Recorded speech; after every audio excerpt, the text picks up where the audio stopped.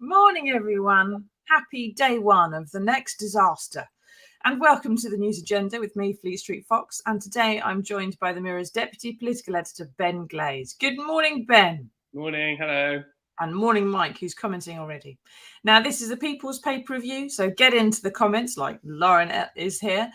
Ask us your questions. We will do our best to answer them for you. Those of you listening later on podcast are just going to have to promote all your most inept friends to positions of crushing responsibility. So what have we got today? Well, the Mirror has splashed on what seems like a very polite request, considering, which is that a woman who has served under the past 3 prime ministers, who's been in government for 10 years and who is now our 3rd PM in a little over 3 years, do something to fix the mess that she seems so cross about and is so completely not connected to. Now, Ben, this is a prime minister who, according to polls, 50% of the country is unhappy about her being prime minister. She was voted in by less than a third of her own MPs and has the lowest winning mandate of any Tory leader since I think it's John Major. Can she fix it? Well, next few years will show, won't she? She's only got a very short space of time before the next general election, which by law must be held in January 2025. She already has said that she wants to go to the polls in 2024, promising a great victory when she did her acceptance speech at the QE2 Centre in London on Monday. So she's not giving herself a lot of time. We think that she's going to make a big energy announcement, or her Chancellor could make a big energy announcement tomorrow in the Commons, but they're going to spend the day, officials in Whitehall and ministers, finalising that plan, which, of course, so many people, so many families, struggling households are waiting to hear how the government is going to help them, as we're all braced to these mammoth bills that are going to start landing on October the 1st as the energy price cap goes up. Exactly. Now, get into the comments, everybody. Ask us your questions. What do you think about Liz Truss being Prime Minister? What do you think she should be doing about your energy bills? What are your energy bills like? Mine are getting pretty grim already. We'll have to see. I'm going around turning all the power off. This is the only power on in the house at the moment. Josie says there's a general election needed. Well, of course there is. There's been one needed since the last general election, Josie. But we are where we are, as is the mantra of our times, and this is the situation we find ourselves in now.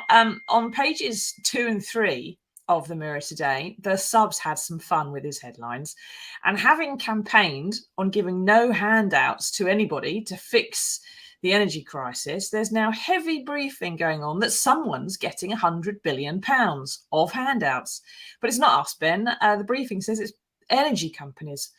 Now there seems to be, tell me if I'm wrong, But there seems to be like there's a lot of kite flying going on, where the policies are being briefed to reporters like you to see how well they land with the public, perhaps. But do we think this is what's going to happen? The taxpayer paying the energy suppliers for having to buy energy at extortionate prices that are set by energy providers who are all too often owned by exactly the same company? Well, there are several different ways of financing this, what could be a 90 to 100 billion pound package that we expect the government to announce tomorrow. One of the ways, of course, is by bumping up all our taxes. Well, Liz Truss has already suggested that won't happen because she said no new taxes under her premiership. Cuts, didn't she? How's she going to tax? How's she going to cut anything? Exactly. Now, the other way is not doing tax rises now, but pushing them on to our children and their children's children and higher taxes into the future. So essentially borrowing from the grandchildren. Then there's a way of underwriting loans. So you tell the gas companies, the electricity companies, the energy giants that they can buy wholesale at the cost that it is, and then give it to us more cheaply. So you basically are sending them money. Now, one way of doing that, of course, is to push up people's bills into the future. So you tack on 50 quid a year, but you won't start doing that until prices come down. Well, prices, will they come down? Don't know. Could be several years before prices come down if they ever do. And of course, that is eventually putting up the costs. We don't know which version the government will go for. Neither is very palatable, obviously, at the moment. And one way or another, we will end up paying for it at some time in the future, as will our descendants. Exactly. Now, Glenn says, quite reasonably, it's not freezing the price cap of the cut. It's still going up by £500. So the issue is where they freeze the price cap at. Do they freeze it at prices today, September the 7th? Do they freeze it at prices going up on October the 1st, as Glenn says, 500 quid? And if they freeze it at this point, like you've said, Ben, in theory, if the war carries on, if energy crisis carries on, in 3 years' time, the £50 billion bill we've got now could be 150 billion, because it's a blank check. It's saying to the energy suppliers, to OVO and Electricity and British Gas and Shell and everyone else who supplies our energy, is saying, we're going to pay you forever, no matter what.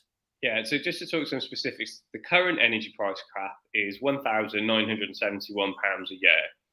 On October 1st, that will go up to £3,549.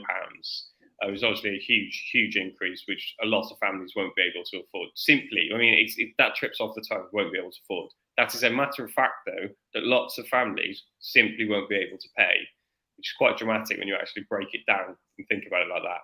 Now, the level that the government might freeze it at is around about £2,500, so somewhere between the two. So it's quite right that it won't be frozen at the current level. But what the government could do is point to the help that was already announced back a few weeks ago, which is a £37 billion package, which will see households get £400 towards the increased bill. So if you put that 400 on the £1,971, you get to about £2,371, which is not far off the £2,500 that's being mooted. So I suspect that's what we might end up seeing tomorrow, somewhere around about £2,500, and the £400 you're already getting might be built into that. So some kind of a freeze and the 400 quid, which would be nice, I suppose. It's better than nothing, isn't it? But it's going to apply to everybody fairly equally. And, you know, the big houses that just don't care about how much energy they use, and rich people are going to get the same bung as poorer people who are going around turning everything off with a socket, aren't they?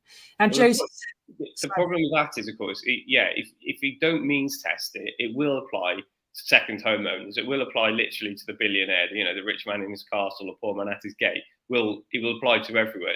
Now, you save money on the means testing because you're not going through the bureaucracy of doing it, but it is a very blunt instrument.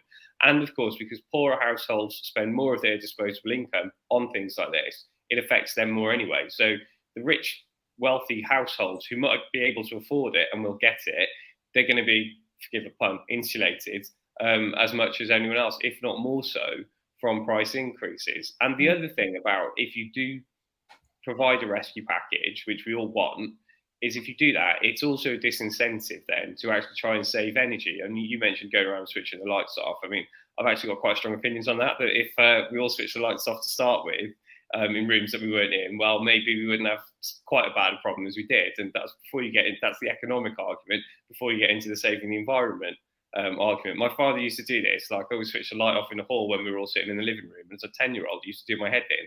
Now, paying my own bills, like, I totally see what he was getting at. So we should all be doing that, regardless of the price increases, because it's good, because it saves the world's resources. Exactly. Exactly. Now, Mike's comment was annoyingly prescient, so we'll come back to that in the next section. But Josie says, did she work for a fossil fuel company in a previous job? There's no hope for our kids' futures. I despair. Well, we'll have to sort of see how that pans out a little bit, won't we, Josie, I suppose. She hasn't worked for a fossil fuel company. She is an accountant, I think, by trade. I think she did work for Shell at one point. Oh, right. Yeah, back in the day, not long after leaving university, I think she did work for Shell, yeah. I think Josie's good. Good. And that's just wonderful news. You were right, Josie. Well done. Now, Chris says, are these price hikes, considering we are less affected by Russia than most of the EU, part of getting us back into work to bolster the economy and impact us further with fear of losing our jobs? And this allows them to remove working rights without hassle. Chris seems to think it's all a conspiracy of some sort, that the prices are affected, trying to find a way to get us back into working in our old patterns again.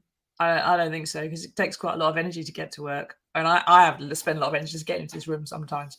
But there's plans for removing working rights and other things anyway. But that's if she survives the winter, Chris, to be fair. And as Ben said, if they can't fix this, the government collapses in a few months. It's not going to last very long. Glenn says, energy companies need to use their profits and government are cutting back green bids. Give everyone solar panels. It will help with energy shortage. There's lots of solutions, isn't there, Ben? Some of them are longer term than others. We could roll out immediate insulation help for everybody. If you go into your loft, everyone, right, and you've got that rock wool loft insulation, if it's a foot thick, it's doing a good job of insulating your home. If it has been compressed by dust and time and life to like this thick, it is no longer insulating your home. Roof insulation is incredibly cheap. You can go and just buy it. The government could just help you go and buy it, and you can roll it out in an afternoon and you can fix some of your problems.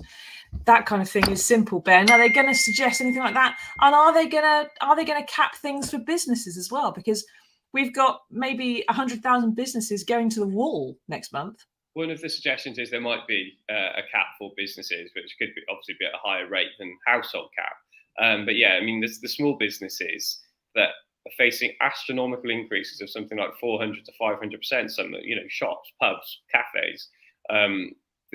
Those increases, they're unsustainable.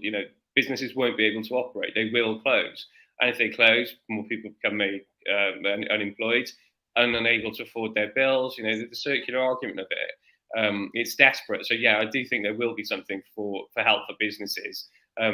Opposition politicians have called for COVID-style loans or handouts of about 50 grand, I think they were, during coronavirus, during the pandemic.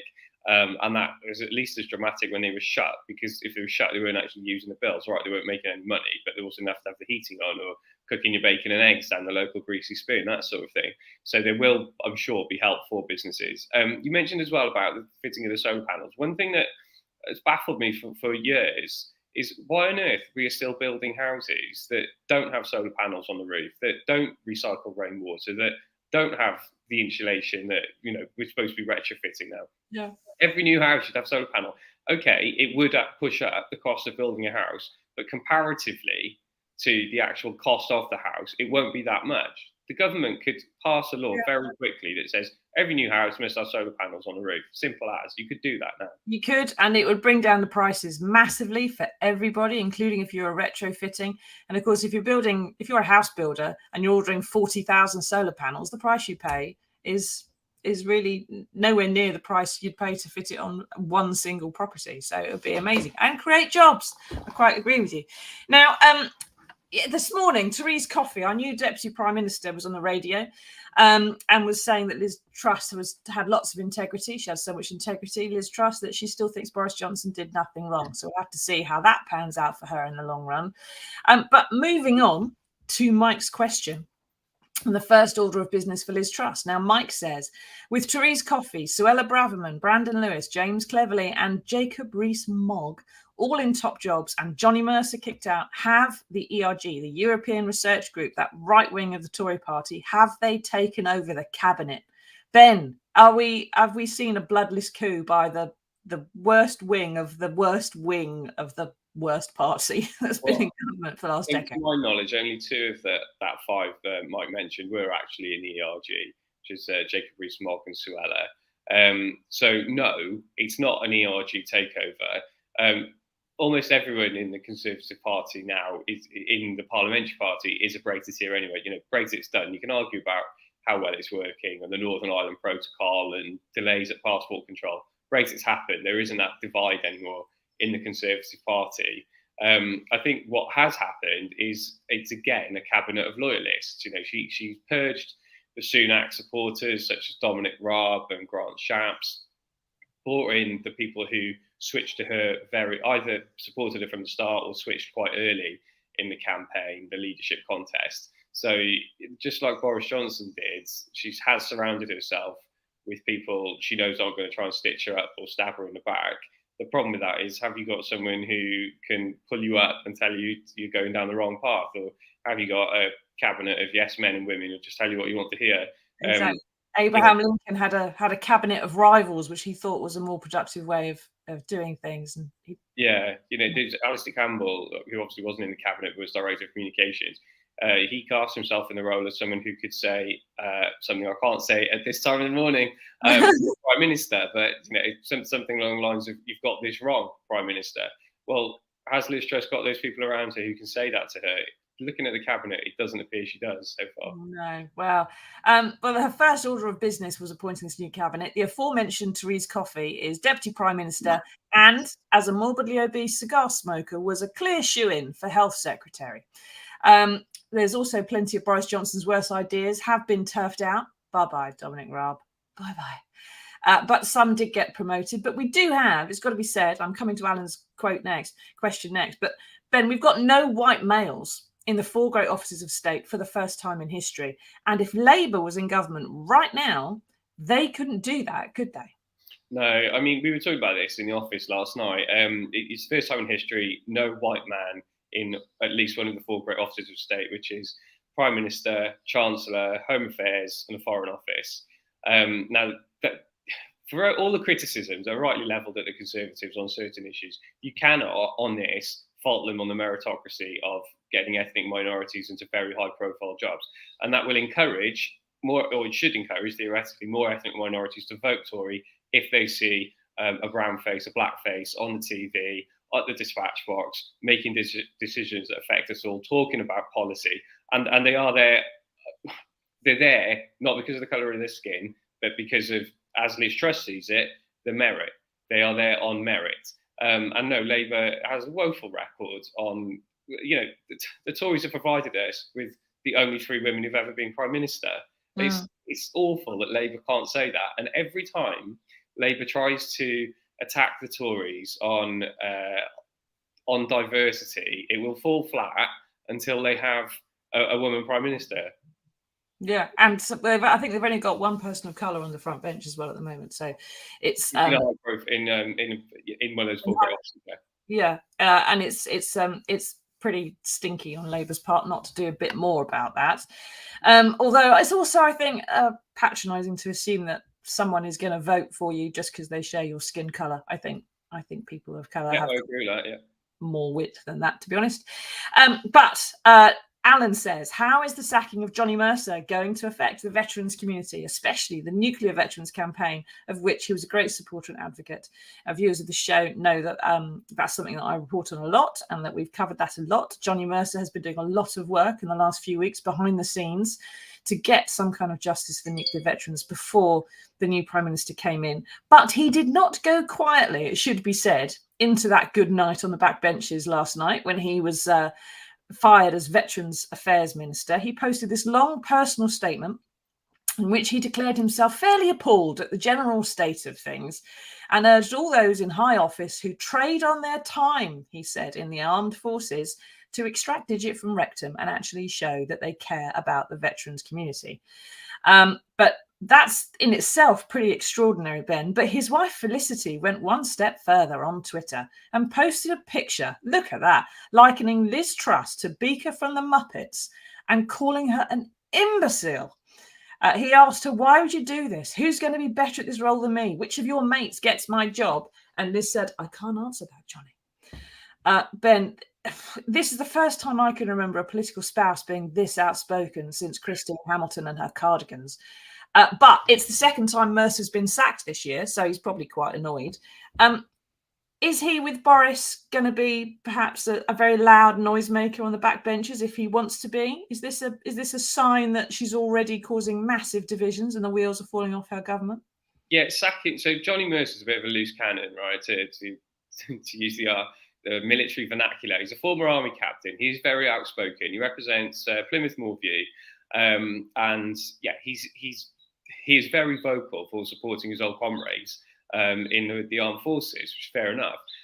As Veteran Affairs Minister, he was obviously very close to veterans, served alongside many of them, spoke very passionately in Parliament, initially on the back benches and then on the front bench about why the country, the government, his government, should be doing more to support veterans.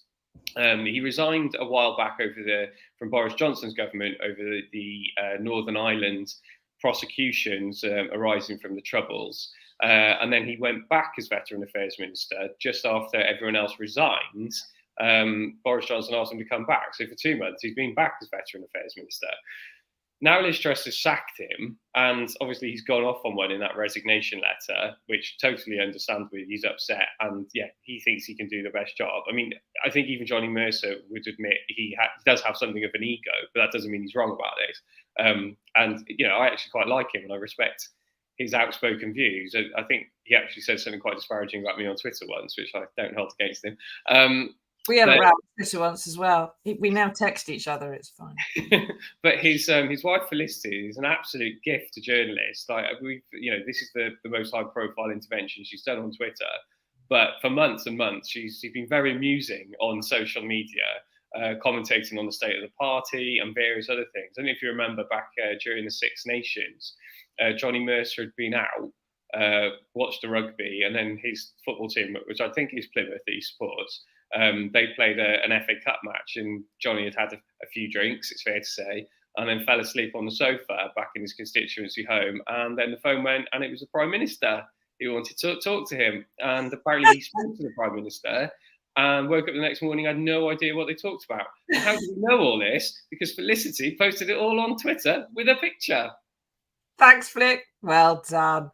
But to answer Anna's question, and more seriously, I think it is probably going to affect the nuclear veterans and other veterans, because what's happened is Veterans Affairs, which was in cabinet under this very last reshuffle that Boris Johnson did in the body of Mercer, has been handed to someone called James Heapy. Now, he was a minister for the armed forces, a junior minister in the MOD, and this job, which was in the cabinet office, has now been shifted over to the MOD and given to this guy who already had another job. So Veterans Affairs have now been, if you like, just downgraded into a job share with someone who, if you go through his history, he is a major. He's served in Iraq and Afghanistan, but is a member of the Rifles. They're not quite the same part of the army that Mercer was from. And well, I won't say what I think of him, but I know what some people in the military think of him. So we'll have to wait and see how that all pans out. But hopefully we will keep pushing for the nuclear veterans. We'll have to see how it goes. But first off, very quickly, there is some good news in the world. We've found it for you. Here it is.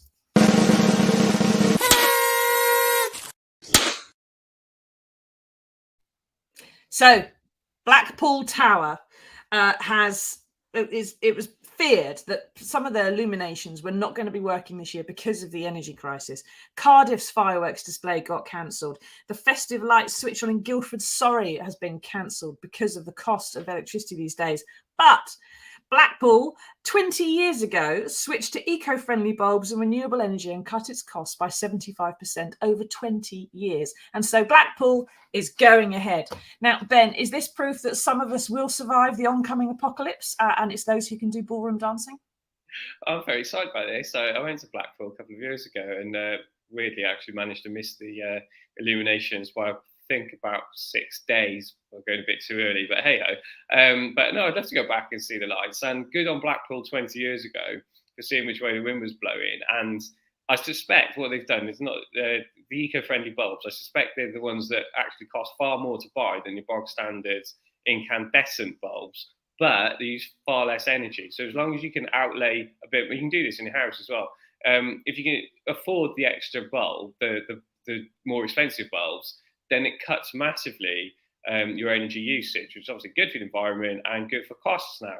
So yeah, well done, Blackpool. I must say, I know this is the good news section. Being from Cardiff, I'm very disappointed that Cardiff isn't having its fireworks display. Fireworks are one of my favourite things, and yeah, it's literally money going up in smoke, isn't it? So you can see why they might think we cut that, but you got to give people a bit of hope and excitement, and watching things explode in the sky, making pretty shapes and colours. We don't need Cardiff fireworks anymore, Ben. All you got to do is go close to the Mercer household and just bathe in their fury. Right, we'll all be warm and we'll all be entertained. Now, we've got one more question before we go. Mo Johnny Yen Riaz says, so what if there's no white males in the 4 great offices of state? Are they the best contenders for the job? Should be the main reason. Possibly the best contenders for the job in the narrow band of people who like Liz Truss is, I think, perhaps where we are, Mo, as opposed to the best contenders in the entire country. I think some of the people who ask questions on here are probably better contenders for the main offices of state than some of the ones we've had in there recently. But anyway, we'll have to see, won't we? And we've got to wind up, I'm afraid. Thank you, everyone, for taking part. Thank you, Ben, for joining me. Perhaps if Blackpool saw the signs of an oncoming energy crisis 20 years ago, our government should have done the same. We'll have to see, won't we? Let's all see how things turn out. If you buy the paper today, on page 18, there's a voucher for a free National Trust Day out. Get it, take your family, have some fun. Otherwise, just go and move next door to Johnny Mercer. That should be fun by itself. Thank you, everyone. We'll see you next Monday for another edition of the News Agenda. Bye-bye.